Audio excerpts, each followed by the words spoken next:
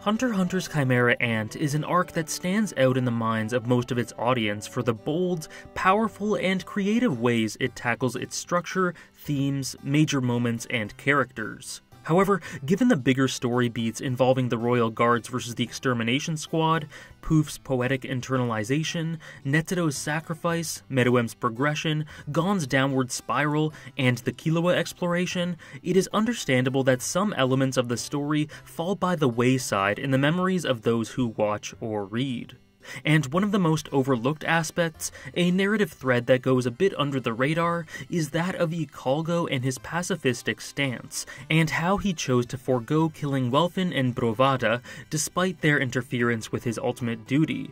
Now for me, this is comfortably the least engaging aspect of the palace invasion, and there are many who agree with me. It's far from badly written, but it's comparatively forgettable through no fault of its own. It was just unlucky in that no matter where this thread was tackled within the arc, its placement was to its detriment. Whether it took a break from Gon vs Pito, Yuppie vs Shoot, Knuckle, Morel, and Melioron, Netero vs Meruem, or Shiapoof's antics, Ikalgo's situation was consistently the least interesting plotline in comparison to any other.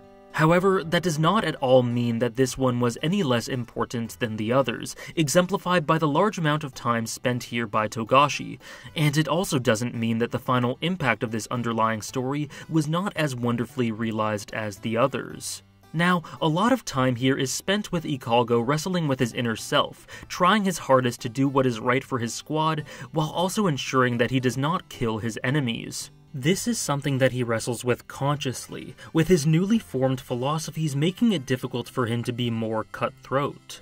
And he initially blames this hesitation as weakness, but as we'll see later, it was anything but. His job during the invasion was to infiltrate the base using his disguise, locate Palm and save her, and then use his best judgment to decide where and how to proceed from there. This leads to him being confronted by a couple of suspicious adversaries in Brovada, also known as Bloster, and Welfin, and a lot of time spent on Ikalgo's side of the journey chronicles his misadventures in the underground, trying to proceed with his job while not ending the lives of those he opposes.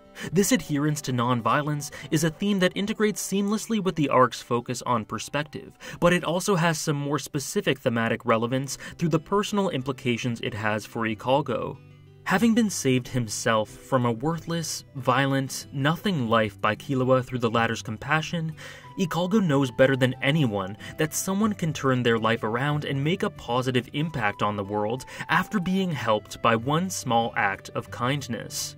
He knows that anyone can change. And so, he does not want to snuff out that potential. It's a constant tug of war between doing what he knows is his job and remaining loyal to his comrades, and passing on some empathy and kindness, trying to believe in people enough to avoid needless death.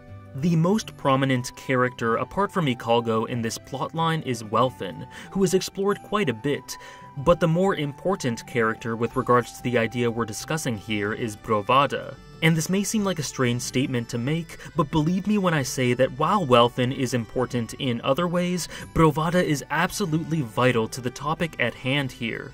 Yet, to properly understand why, we must first trace all the way back to some of the story's very first moments.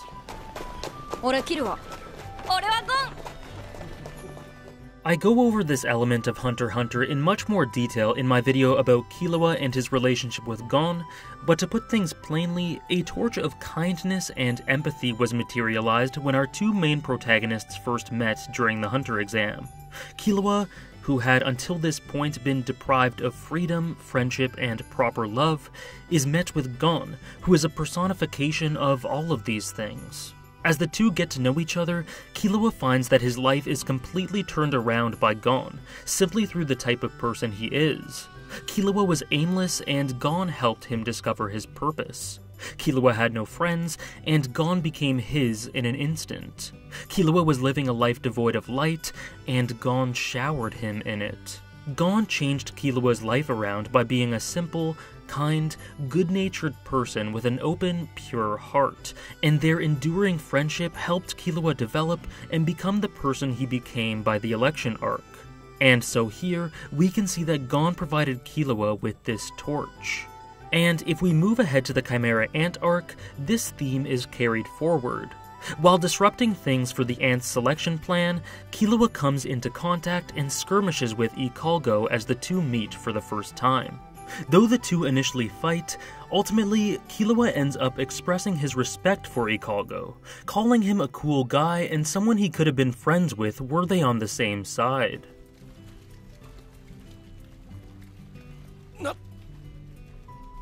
Nande? かっこいいから。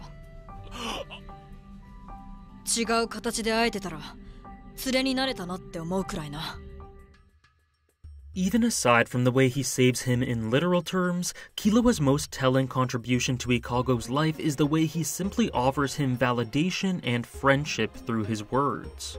And as someone who is disillusioned with his role, who has been insecure and detached, all Ikalgo needed was a helping hand and an offer of connection. And Killua is all too happy to oblige, using the things he learned about friendship, life, and purpose from Gon in order to help Ikalgo grab hold of a new lease on life. At this point, Killua passes the torch of kindness onto Ikalgo, who reacts in kind by saving his life. The two become instant friends, and Ikalgo is offered personal fulfillment by Killua in the form of a spot on the extermination team. Essentially, this completely changes his views and philosophy, and Ikalgo is benefited by seeing a whole new world of possibilities. いよいよ明日0時、俺は生まれ変わる。つい数日前までこんな生き方考えられなかった。キルア、ありがとう。お前のためにも任務は必ず全うする。明日が俺の誕生日。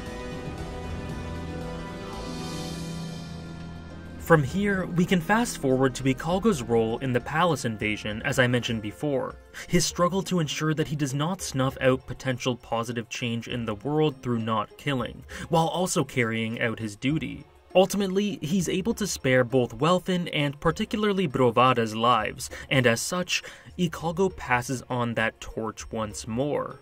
In this case, to the Blue Lobster thing. Brovada is very much cognizant of the fact that he is only breathing because Ikalgo did him a kindness, and he takes it upon himself to pay it forward. His method of doing this is resolving to pass on this positive energy through helping Shidore, who is revealed to actually be the Chimera Ant of Reina, by helping her find her home. Reina, who remembers her past life, just longs to be reunited with her mother and village, but is terrified to approach the people she once knew in fear of them being scared off or rejecting her. So, Brovada supports her every step of the way, passing the torch of kindness onto her as a tribute of gratitude and appreciation for Ikalgo.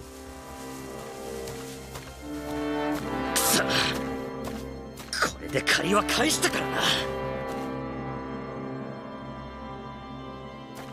タコ野郎、くそ！勝手に俺を見逃してんじゃねえ。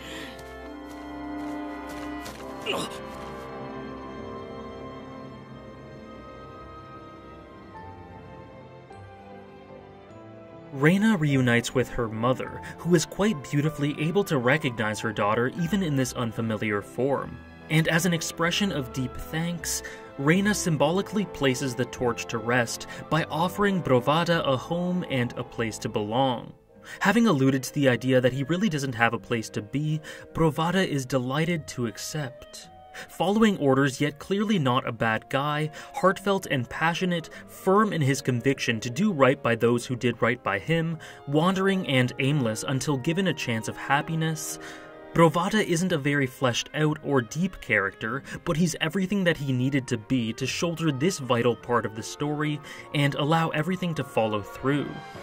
Episode 136 is one of my very favorite episodes of anime, period, for this very reason. It isn't just a gorgeous, emotionally heart-wrenching story of redemption, love, and family come full circle. It's also the final impact and culmination of a thematic thread that was spun from the very beginning.